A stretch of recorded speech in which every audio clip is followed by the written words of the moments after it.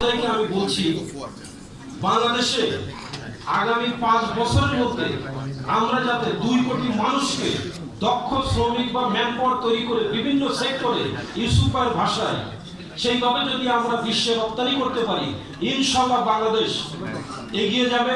এবং পাশাপাশি আরেকটু বলতে চাই যে আজ যদি বাংলাদেশে আমাদের $100 বিলিয়ন রপ্তানি থাকতো, তাহলে আজকে বাংলাদেশে টাকা ছাপানো লাগতো না, ব্যাংকও দেউলিয়া হইতো না, এবং এনবিআরকে বিভিন্ন প্রাইভেট সেক্টরের সাথে বিভিন্ন স্টেক হোল্ডারদের সাথে মিটিং করা লাগতো না।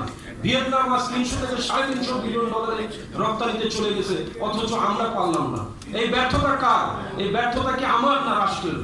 ধন্যবাদ স্যার। আমি ধন্যবাদ টিগ্রিতে আসি।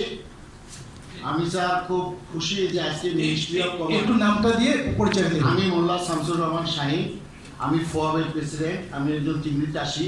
আমি স্যার খুব আশাবাদী যে আমাদের বর্তমান সরকারের মাননীয় মন্ত্রীর নেতৃত্বে আমি লন্ডন প্রবাসী ইকবাল স্যার সহ আমি মন্ত্রী মহোদয়ের ওখানে আমার ট্রেসিবিলিটির বই নিয়ে গিয়েছিলাম।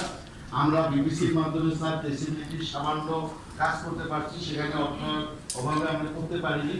আমরা যদি সেই কাজটা করতে পারি, আমি বিশ্বাস করি বাংলাদেশে গার্মেন্টসের চাইতেও মৎস্য এবং চিংড়ি সেক্টর থেকে রপ্তানিতে আগামী 5 বছরের ভিতরে ইনশাআল্লাহ আমরা 1 নম্বরে যেতে পারবো। সেজন্য আমাদের মিনিস্ট্রি অফ কমার্স এবং মৎস্য মন্ত্রণালয়ের শুধু নীতি সহায়তা করে, এই নীতি সহায়তা করতে স্যার আমাদের অত্যন্ত প্রয়োজন।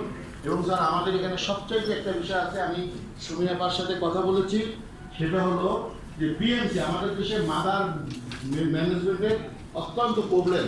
আমরা যদি এখানে ভালো পোনা উৎপাদন করতে পারতাম, তাহলে স্যার রপ্তানিতে গার্মেন্টসকে টপকিয়ে আমরা মৎস্য চিংড়িতে 1 নম্বরে যাবো, এই আশাবাদ ব্যক্ত করছি। ধন্যবাদ।